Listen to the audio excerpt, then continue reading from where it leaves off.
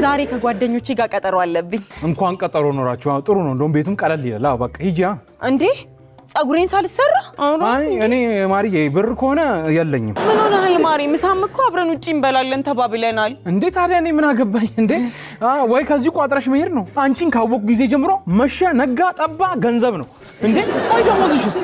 እንዴ ደሞዜ እኮ 1 ሳምንት አለፈው። በዛ ላይ ጥፍሬን ተሰራው፣ ጸጉሬን ተሰራው፣ ፔዲኪዩር፣ ሜኒኪዩር፣ ማሳጅ ገባው። ምን ያላረኩት ነገር አለ እንዴ? ለስንት ነገር አብቃቃው ታለቃ።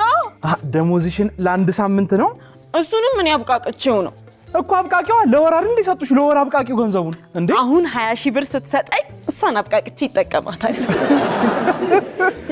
ምንም ብር የለኝም ማለት ምንም ብር የለኝም ነው። አልሰጥሽም እያልከኝ ነው? ልል አይደለም አልኩኝ ነው አይደለ?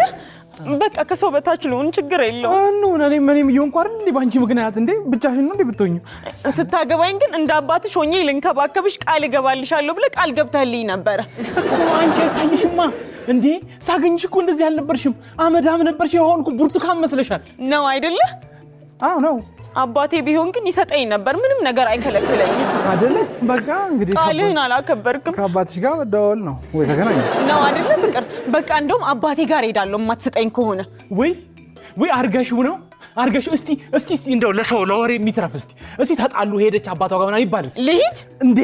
ትዋረዳታለህ። ያረከኝን ሄጄ በሙሉ እናገራለሁ። ሳይ እልል ነው የምለው። ልዋረድ ልቅለል። እንደው አባትሽን በሰሙ እሺ ትቀላታለህ፣ ታያታለህ። አዎ ልቅለል። እና ደግሞ ማለት ነው በቃ እስከ ደሞዝ ጊዜ እንዳትመጪ። ደሞዝሽ ሲገባ ነው እንዴ? እሺ ደፋር የኔ ፍቅር ማለቴ አባቴ ጋር ልሄድ ነበረ። ለካ ዛሬ አባቶች ቀን ነው። ስለዚህ ለአባቴ ስጦታ ሳልይዝ መሄድ አልችልም። እና 40 ሺህ ብር ስጠኛ ስጦታ መግዣ። ልጅ አይደል ስጦታ? ሂጂላቸው ማለት በቃ ሂጂ አንቺ እዛው ክረም ይዘው